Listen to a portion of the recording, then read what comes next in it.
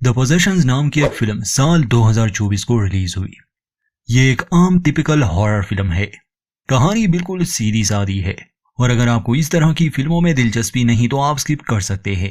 पर हमें कुछ नया दिखाना पड़ता है, इसलिए आजकल ऐसी ही फिल्में आती है। खैर, ये फिल्म इतनी भी बुरी नहीं। हमें ये इसलिए पसंद आई क्योंकि एक तो इसमें कैरेक्टर्स ज्यादा नहीं है, कहानी को सिंपल रखा गया है, बेकार के जंप स्केयर्स भी नहीं है और इसका कहानी का माहौल बोर करने वाला भी नहीं। बस एक छोटी सी बात है जो एंड में बता दूंगा, अंत तक जुड़े रहिए। इस फिल्म की कहानी शुरू होती है एक छोटे से सीन को दिखाते हुए, जहां कोई इंसान जमीन खोद रहा था। हल्की सी झलक एक लाश की भी दिखाई जाती है, यकीनन उसे दफनाया जा रहा था। शुरू में ज्यादा कुछ नहीं दिखाया जाता, इसलिए बताना मुश्किल है कि क्या हुआ होगा। इसके बाद कहानी आती है पीट नाम के एक आदमी और उसके छोटे बेटे टाइलर पर। ये दोनों अपनी कार में एक टाउन की तरफ जा रहे थे क्योंकि पीट ने अपने लिए एक स्टोरेज यूनिट प्लाजा लिया था बिजनेस के लिए। आप जानते ही होंगे, ये ऐसी जगह होती है जहां स्टोरेज लॉकर्स रूम होते हैं और लोग अपना एक्स्ट्रा सामान यहाँ रखते हैं और इसके बदले वो रेंट पे करते हैं। ये ज्यादा भीड़ भाड़ वाली जगह नहीं थी, मगर कुछ समय पहले पीट की पत्नी और टाइलर की मां कार एक्सीडेंट में चल बसी। इन दोनों को काफी दुख सहना पड़ा। कुछ समय के लिए टाइलर एक परिवार के यहाँ भी रह रहा था। पीट अपने बेटे के साथ शांति की जिंदगी गुजारना चाहता था, इसलिए शहर को छोड़कर उसने यहाँ आने का फैसला किया। खैर, टाइलर की मां को गुजरे ज्यादा समय नहीं हुआ था, इसलिए वो अभी भी उस सदमे से बाहर नहीं आया, जिस वजह से पीट उसके साथ बहुत अच्छे से पेश आता, उसका ख्याल रखता। वो बस उसे खुश देखना चाहता था। टाइलर को कॉमिक्स पढ़ना बहुत पसंद थे, इसलिए जब ये लोग गैस स्टेशन पर रुकते हैं तो पीट उसके लिए काफी बुक्स खरीद लेता है। स्टोर में पीट की नजर विस्की पर भी गई, मगर वो उसे नहीं लेता और इसके पीछे एक कारण है जो थोड़ी देर में हम जान जाएंगे। खैर, इनका एक डॉग भी था, तो जैसे ही ये लोग उस स्टोरेज फैसिलिटी में पहुंच जाते हैं, अचानक से इनका वो डॉग भौंकने लग जाता है, जैसे उसने कुछ देख लिया हो। पीट और टाइलर दोनों को डॉग का ये बर्ताव काफी अजीब लगा। अब इससे पहले कि पीट डॉग को शांत करवाता या कुछ और, पलक झपकते ही वो गाड़ी से कूदने की कोशिश करता है, मगर वो बंधा हुआ था, इसलिए उसकी गर्दन टूट जाती है और किस्सा खत्म। ये सब इतनी जल्दी हुआ कि वो लोग कुछ कर ही नहीं सके। खैर, पीट उस कुत्ते की लाश को कुछ समय के लिए अपने ट्रक में रख देता है। इसके बाद वो एक रियल एस्टेट एजेंट से मिलता है जो इस जगह को कानूनी तौर पर पीट के नाम कर देती है। पीट और उसका बेटा भी यहीं रहने वाले थे। ये इनका फैमिली बिजनेस बन जाएगा और शायद वो सब कुछ भुलाकर एक नई और बेहतर जिंदगी की शुरुआत भी करे। आते ही उनके डॉग के साथ ये हादसा होना। छोटा टाइलर इस बात से सदमे में था, मगर उसके पिता वादा करते हैं कि वो उसके लिए एक नया डॉग जरूर लाएगा। खैर, इस डॉग की लाश वो यहाँ के बैकयार्ड में दफना देते हैं। इनके रहने के लिए यहाँ एक छोटा सा घर भी था। पुराने घर का थोड़ा बहुत सामान भी ये अपने साथ ले आए थे, जिसमें पीट की पत्नी की तस्वीरें भी थी। मगर अपनी पत्नी के जाने से वो खुद भी दुखी था, तो उसमें इतनी हिम्मत नहीं थी कि पहले दिन ही वो सामान को रख सके और अपनी पत्नी की तस्वीरों को दीवार पर लगा सके। 2 दिन बाद वो अपना काम संभालता है। ये बिजनेस कुछ खास नहीं चल रहा था। वजह ये थी कि यहाँ के पिछले ओनर्स के साथ कुछ भयानक हुआ था, उसने अपनी जान ले ली थी। तो पीट को इस कारोबार को वापस पटरी पर लाना होगा, उसे बहुत मेहनत करनी पड़ेगी। खैर, वो अपने क्लाइंट्स को कॉल करना शुरू कर देता है, जिनका सामान काफी समय से स्टोरेज में पड़ा है और उन्होंने रेंट भी पे नहीं किया। ज्यादातर लोग अपना सामान लेने या रेंट देने के लिए तैयार नहीं थे। फिर इन्हीं स्टोरेज लॉकर्स में एक पर पुलिस की नो क्रॉसिंग वाली टेप भी लगी थी, जिसका मतलब यही कि यहाँ कोई क्राइम सीन हो चुका है। दिल ही दिल में पीट जानता था कि पिछले ओनर ने शायद यहीं पर खुद को खत्म कर दिया होगा। अगले कुछ दिनों तक पीट अपने कस्टमर्स को कॉल करता है, जिनमें से पीट को कुछ स्टोरेजेस के बारे में ये तो मालूम हुआ कि वो इसे खोलने के लिए कभी नहीं आने वाले। इसलिए नियम के मुताबिक वो ऐसे लॉकर्स से उनका ताला निकालकर अपना ताला लगा देता है। अब ऐसे ही एक स्टोर रूम को देखने का उसका मन हुआ।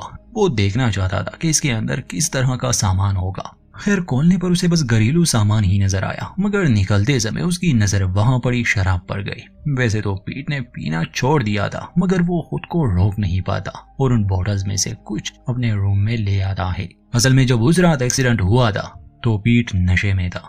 हो सकता है किसी कारण से उसने पीना शुरू कर दिया हो, मगर उसकी इस गलती से कार एक्सीडेंट हुआ और उसमें पीट की पत्नी चल बसी। इसलिए वो शराब को हाथ नहीं लगाना चाहता था, मगर अब वो बहुत ही तनाव में था। खैर, समय गुजरता है।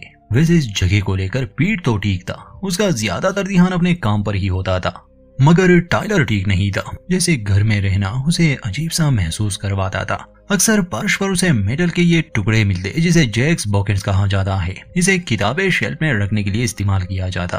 और फिर एक रात तो हर ही हो जाती है। अपने बिस्तर से उठकर वो उसी स्टोरेज लॉकर को खोल देता है जहां वो हादसा हुआ था। वहां टाइलर को एक साइकिल मिली। उसे खुद से तो ये मालूम नहीं हो सकता था, यकीनन कोई उसे ये सब बता रहा था या उसे कंट्रोल कर रहा था। तो अगले दिन जब पीट को पता चला कि टाइलर ने किसी के सामान से वो साइकिल ली है, पहले तो वो उसे वापस रखने को कहता है कि यहाँ ये दूसरों की अमानत है, वो इसका रेंट पे कर दे है, यही इस कारोबार का उसूल है। मगर टाइलर कहता है कि वो इसे लेने नहीं आएंगे, मुझे यकीन है।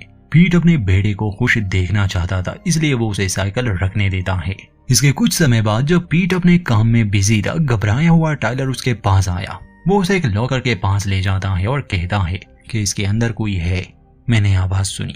पीट ध्यान से सुनता है तो उसे बस हवा की आवाज आ रही थी, इसलिए वो अपने बेटे के इस बात को नजरअंदाज कर लेता है। मगर हम दर्शकों को ये दिखाया जाता है कि अंदर जरूर कुछ है या कोई है। पुराने मालिक का सामान इकट्ठा करने के बाद पीट अपने रियल एस्टेट एजेंट को कॉल मिलाता है, ये बताने कि अगर उन पुराने मालिकों के कोई रिश्तेदार हो तो वो ये सामान उन्हें बेच दे। मगर रियल एस्टेट एजेंट का जवाब होता है कि उनके परिवार में अब कोई नहीं है। पीट को लगा था सिर्फ वो आदमी ही मरा था, मगर असलियत में पूरा का पूरा परिवार ही मर चुका था। इसका मतलब कि ये सामान पीट किसी को नहीं बेच सकता और उसे ये खुद ही रखना होगा। पुरानी जानकारी के हिसाब से एक लॉकर यहाँ के चर्च का भी था, जिसका रेंट पे नहीं किया गया था पिछले कुछ महीनों से। तो पीट खुद चर्च जाकर फादर क्लाइड से मिलते हैं। क्लाइड बताता है कि शायद मेरे आने से पहले यहाँ के किसी फादरी ने वो स्टोरेज लॉकर रेंट पर लिया होगा। मैं जरूर उसे देखने आऊंगा और जो सामान पड़ा है वो मैं चर्च वापस ले आऊंगा। पीट उसे ऑफर करता है कि अगर वो सामान को रखना चाहते हैं तो उसे डिस्काउंट देगा। मगर फादर जवाब में कहते हैं कि मुझे नहीं पता उसमें क्या है, इसलिए मैं ये नहीं कर सकता। जाते जाते वो पीट से कहता है कि अगर वो प्रेयर करने आएगा तो उन्हें अच्छा लगेगा। पीट अपने बेटे टाइलर को भी अपने साथ ले आया था। चर्च के करीब होने से उस पर एक अजीब सा डरा भी होने लगा था। खैर पीट ज्यादा देर नहीं लगाता और चर्च से निकलकर वो अपने घर की तरफ आने लगा। फादर की अजीब नजरें साफ बता रही थी कि वो कुछ तो जानता है। टाइलर अपने पिता से पूछता है कि क्या हम माँ की तस्वीरें यहाँ के दीवारों पर लगा सकते हैं। तो पीट जवाब देता है कि हाँ क्यों नहीं, मगर आज रात नहीं, क्योंकि मैं थक गया हूँ। टाइलर को यहाँ काफी डर लगने लगा था, मगर वो अपने पिता को नहीं बताना चाहता था। उस रात वो फिर से स्टोरेज लॉकर में गया, मगर उसे ये बात याद नहीं थी और पीट ने भी उसे जाते नहीं देखा था। अगले दिन टाइलर सुबह जल्दी जाग चुका था और वो अपने मरे हुए डॉग के कब्र के सामने खड़ा था। पीट उसे ढूंढते हुए वहां आया, वजह पूछता है तो टाइलर ने जवाब दिया कि मैं बस कुछ समय यहाँ रहना चाहता हूँ। वो अजीब नजरों से उस कब्र को घूर रहा था। पीट उसे वादा करता है कि वो फिक्र ना करे, वो जरूर उसके लिए एक दूसरा डॉग ले आएगा। अब धीरे धीरे टाइलर में बदलाव आ रहे थे और ये सब उसके पिता भी महसूस कर रहे थे। यहाँ इस टाउन में एक साइकियाट्रिस्ट थी, तो पीट उसे संपर्क करता है। खैर वो टाइलर को उसके क्लिनिक में ले गया। उस डॉक्टर का नाम यंग था। डॉक्टर यंग टाइलर की जांच करती है और उसे कुछ सवाल जवाब भी। उसे पता चलता है कि ये लड़का ट्रॉमाटाइज है। मगर एक बात जो डॉक्टर यंग को उलझन में डाल देती है वो ये कि सवाल पूछते समय एकदम से टाइलर की आवाज बदल जाती है और वो जैक नाम के लड़के के बारे में बताने लगा, जो कि डॉक्टर यंग का पेशेंट रह चुका था। जैक के साथ क्या हुआ था ये बाद में पता चलेगा, मगर ये सुनकर डॉक्टर को कुछ अच्छा नहीं लग रहा था। वो पीट से अकेले में बात करती है और बताती है कि मेरा एक पेशेंट था जैक, वो भी अपने परिवार के साथ वहां रहता था। तुम्हारे बेटे में भी उसी बीमारी के लक्षण नजर आ रहे हैं। इसे मेडिकल केयर की जरूरत है, इसलिए इसे एक खास जगह भेजना होगा जहां इसका अच्छे से इलाज हो सके। मगर ये सुनकर पीट को अच्छा नहीं लगता। वो जानता था कि उसका बेटा थोड़ा परेशान जरूर है, मगर हालात इतने भी खराब नहीं है और अपनी पिछली जिंदगी को छोड़कर वो इस जगह इसलिए तो आया ताकि वो अपने बेटे के साथ रह सके। पीट किसी भी हाल में उसे खुद से अलग नहीं करना चाहता था, तो डॉक्टर यंग की बात वो नहीं मानता, मगर वो फिर भी उसे समय दे दी है और ये भी कि वो फ्री में टाइलर का इलाज करेगी। क्लिनिक से वापस आने के बाद पीट देखता है कि फादर क्लाइड वहां इनका इंतजार कर रहे हैं, क्योंकि वो चर्च के उस लॉकर को देखने आए थे। पीट उसे स्टोरेज लॉकर कॉल कर देता है, मगर अंदर क्या था वो फादर अकेले ही देखना चाहते थे, इसलिए पीट को वहां से जाना पड़ता है। जो भी सामान वहां पड़ा था फादर उसे ले जाने का फैसला करते हैं, तो शाम तक वो उस जगह को खाली कर चुके थे। जाने से पहले वो पीट के पास आकर पूछते हैं कि क्या ऐसा कोई दूसरा लॉकर भी है जो शायद चर्च या फादर विलियम्स के नाम पर लिया गया हो। पीट के रिकॉर्ड में दूसरा कोई लॉकर नहीं था, इसलिए फादर को वहां से जाना पड़ा।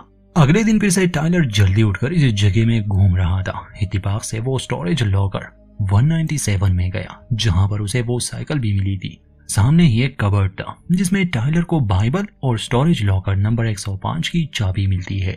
उसे शायद किसी नई चीज की उम्मीद थी, तो वो 105 नंबर स्टोरेज लॉकर में गया, मगर हम नहीं देख पाते वहां अंदर क्या हुआ। और असल में यही वो स्टोरेज था जहां कुछ दिन पहले टाइलर ने वो आवाज सुनी थी जैसे अंदर कोई हो। बाद में जब पीट उसे ढूंढ रहा था तो टाइलर उसे अपने ही ऑफिस में मिला, मगर उसके बर्ताव में अब काफी बदलाव आ गया था। ये तो साफ साफ दिख रहा था। ठीक उसी समय डॉक्टर यंग भी वहां आ जाती है क्योंकि उसे कुछ ठीक नहीं लग रहा था। अपने प्रीवियस पेशेंट्स के रिकॉर्ड्स देखने के बाद अब उसे टाइलर की चिंता होने लगी थी। पीट भी हैरान था कि डॉक्टर यहाँ क्यों आए। डॉक्टर यंग पीट को बताती है और उस जैक नामी पेशेंट के रिपोर्ट्स भी दिखाती है जिसका अंत बुरा था, और वो पीट को भी यही सलाह देती है कि उसके बेटे को इलाज की जरूरत है। मगर इस बार भी पीट इनकार कर देता है और उसे जाने के लिए कहता है। हाँ, रात को वो उन केस फाइल्स को देखता जरूर है। एक तरफ काम की फिक्र, क्योंकि ये तो साफ लग रहा था कि यहाँ इस तरह का बिजनेस का चलना आसान नहीं, और दूसरा अपने बेटे की फिक्र। तो उस रात पीट अपना दुख कम करने के लिए पी लेता है, और जब वो टाइलर को सुलाने के लिए गया तो टाइलर उससे बड़ी ही अजीब बातें करने लगा। जैसे वो कहता है कि आपके मुंह से शराब की बदबू आ रही है, या उस रात भी ऐसा ही था जब तुमने मेरी माँ को मार डाला। पीट को तो विश्वास नहीं हो रहा था कि एक छोटा बच्चा इस तरह की बातें भी कर सकता है। अपना गुस्सा निकालने के लिए वो बाहर चला गया और बहुत चिल्लाया, यहाँ तक कि वो और पीने लगा। उस रात टाइलर की तरह वो भी इत्तेफाक से एक स्टोरेज लॉकर में चला गया, जहाँ सामने टेबल पर ही एक टेप रिकॉर्डर था। पीट उसे सुनने लगा और उसमें एक एग्जॉर्सिज्म को रिकॉर्ड किया गया था जो माइकल गिबन नामी लड़के पर हो रहा था। ये जेक वाले केस से भी पुराना एक केस था जिसके बारे में पीट को अभी तक नहीं मालूम, बल्कि पिछले ऑनर्स को भी नहीं मालूम था। उस रात नशे की वजह से पीट को कुछ खास याद नहीं था और टाइलर को भी कुछ बुरे सपने आए। अगली सुबह टाइलर अपने पिता के पास आया तो पता चला कि उसने बिस्तर गीला किया है, मगर पीट उसे शर्मिंदा नहीं करते बल्कि उसे हिम्मत देते हैं और कहते हैं कि ये होना नॉर्मल है बेटा। बाप बेटे के बीच कुछ बातें भी होती है, जहाँ टाइलर अपने पिता से पूछता है कि क्या मैं बीमार हूँ डैड, मुझे कुछ हुआ है? तो पीट कहता है कि नहीं, तुम बिल्कुल ठीक हो बेटा, ऐसा मत सोचो। मगर जब पीट बाहर आया बैकयार्ड में तो देखा कि उस मरे हुए कुत्ते को कब्र से निकाल दिया गया है। ये देखकर तो उसे बहुत गुस्सा आया। सीसीटीवी फुटेज देखने पर उसे विश्वास नहीं हो रहा था कि ये काम किसी और का नहीं बल्कि उसके अपने ही बेटे का था। और अजीब ये भी था कि टाइलर को इस बारे में कुछ याद भी नहीं। पीट गुस्से में उसके पास जाकर उसे डांटता है, पूछता है, मगर वो बिल्कुल ही अनजान था। उस डॉग की लाश को एक स्टोरेज लॉकर में रखा गया था और उसका हाल बुरा था। ये सब देखते ही पीट घबरा जाता है, इसलिए वो डॉक्टर यंग को इस बारे में कॉल पर बताता है कि टाइलर ने ये हरकत की, मगर मैं अपने बेटे को जानता हूँ, वो मुझसे झूठ नहीं बोलेगा। उसने जो भी किया अब वो उसे याद नहीं, इसका मतलब कि उसने जानबूझ के ये सब नहीं किया।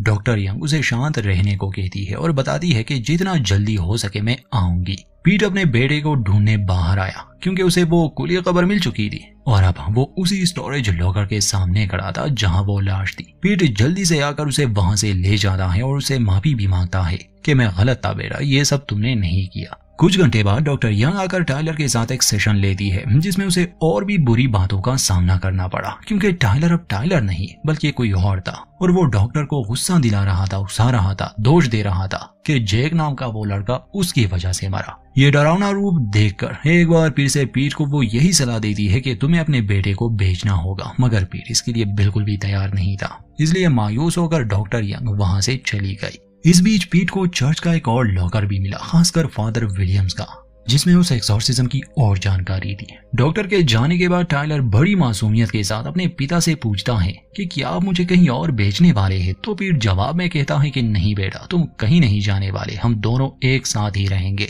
ये मुश्किल समय है और ये कट जाएगा। तब टाइलर की वो ईवल स्माइल सब बता देती है। जब वो स्टोरेज लॉकर 105 में गया था तब उसके अंदर कुछ और भी आया जो शुरू से ही उसे कंट्रोल कर रहा था। उस रात पीट उन टेप्स को सुनने बैठ जाता है जिसमें माइकल गिबन नामी लड़के पर वो एक्सॉर्सिज्म किया जा रहा था। सब गड़बड़ हो जाता है और लग रहा था जैसे फादर विलियम्स उस लड़के को मार देते हैं क्योंकि उनके हिसाब से उसके अंदर एक शैतान था। इस बीच फादर क्लाइड की आवाज और उनके नाम से पीट ये भी जान गया कि वो फादर इस सब में शामिल है और वो इस बारे में पहले से जानता था, मगर वो अनजान बनने का नाटक कर रहा था।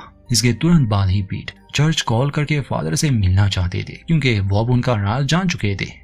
इसलिए जब वो सामान लेने आए थे तो उसने दूसरे लॉकर के बारे में भी पूछा था। क्योंकि इस रिकॉर्ड में ऐसे सबूत थे जो उन्हें जेल भिजवाने के लिए काफी थे और शायद माइकल को इन दोनों ने ही मार दिया होगा। उस रात जब पीट इन रिकॉर्ड्स को सुनने में बिजी था, टाइलर या उसके अंदर जो भी शक्ति थी वो बड़ी चालाकी से डॉक्टर यंग को वहां आने पर मजबूर करती है, क्योंकि टाइलर ने कुछ ऐसी बातें की जिससे लग रहा था जैसे उसे अपने ही पिता से खतरा हो। डॉक्टर यंग को चाहिए था कि वो पुलिस को या चाइल्ड प्रोटेक्शन वालों को खबर करती, मगर वो बेवकूफी करके अकेली ही वहां आ जाती है जहां टाइलर पहले से ही उसका इंतजार कर रहा था। और जैसे ही वो स्टोरेज लॉकर में गए, बाकी हम अंदाजा लगा सकते हैं। सीसीटीवी फुटेज देखते समय पीट को डॉक्टर यंग दिखी और जब वो स्टोरेज लॉकर में गया वहां उनकी लाश पड़ी थी, जिसे देखकर वो गुस्से से पागल हो रहा था, क्योंकि ये कत्ल भी उसी के बेटे ने किया। उसे कुछ समझ नहीं आ रहा था, इसलिए वो लाश को भी उस कुत्ते के साथ दफना देता है ताकि ये एक राज रहे। सुबह हो चुकी थी। पीट उस गैराज में खून को साफ कर रहा था ताकि किसी को शक ना हो, और ये करते समय उसे पर्स में कुछ दरारें नजर आई, इसलिए वो उसे खोदने लगा। तब उसे एक छोटे लड़की की हड्डियां मिल जाती है जो कि उस लड़के की थी जो मिसिंग हुआ था, और यहाँ दफनाने वाला उसका अपना ही पिता था जिसने बाद में खुद को भी खत्म कर दिया। ये हड्डियां देखकर पीट काफी डर जाता है। बाहर दिखाया जाता है कि फादर क्लाइड को पीट का वो संदेश मिल चुका था, यानी कि वो उस एक्सोर्सिज्म के बारे में जानता है, इसलिए वो अकेले ही यहाँ आया। टाइलर वहाँ खेल रहा था। पूछने पर वो बताता है कि मेरे पिता सफाई कर रहे हैं क्योंकि मैंने गलत काम किया। टाइलर की ये अजीब बातें सुनकर फादर को कुछ शक होने लगा। वो पूछते हैं कि क्या तुम मुझे दिखा सकते हो वो कहाँ है। टाइलर उसे लाने लगा। तब फादर कहते हैं कि मैं पहचान गया तुम कौन हो, तुम माइकल गिबन्स के शरीर में भी थे, मगर तुम्हें जहन्नुम में भेजने में हम नाकाम रहे, मगर इस बार मैं पूरी तैयारी के साथ आया हूँ। फादर एक डीमन का जिक्र कर रहे थे जो उन रिकॉर्ड्स में भी था, जिन्होंने उन लड़कों को पॉसेस किया टाइलर से पहले। बैल नाम का ये डीमन जो किसी खास धर्म से नहीं जुड़ा, उसके पास कुछ विशेष शक्तियां होती है, यहाँ तक कि वो इंसान को भी गायब कर सकता है। शरीर आधा जानवर का आधा इंसान का, और ये यकीनन बच्चों को काबू करने में ही माहिर है। तो कहानी में जब टाइलर फादर को उस गैराज के सामने ले आया और जैसे ही दरवाजा खुलता है, गुस्से से भरा पीट उस पर हमला करने के लिए बढ़ रहा था, मगर दरवाजा बंद हो गया और बाहर ही फादर टाइलर पर एक्सोर्सिज्म करने लगा। पीट अपने बेटे को बचाने की बहुत कोशिश कर रहा था। किसी तरह वो अपना एक हाथ बाहर निकालकर फादर का पैर जख्मी कर देते हैं, जिससे वो गिर गया, मगर तभी टाइलर उस फादर को मार देता है, जिसे पीट समझ गया कि ये अब उसका बेटा नहीं रहा, मगर वो कुछ कर भी तो नहीं पाता क्योंकि अंत में पुलिस आकर उसे अरेस्ट कर लेती है। और टाइलर के शरीर पर पूरी तरह से अब उस शैतान का नियंत्रण था। उसकी ईवल स्माइल से इस फिल्म का अंत होता है।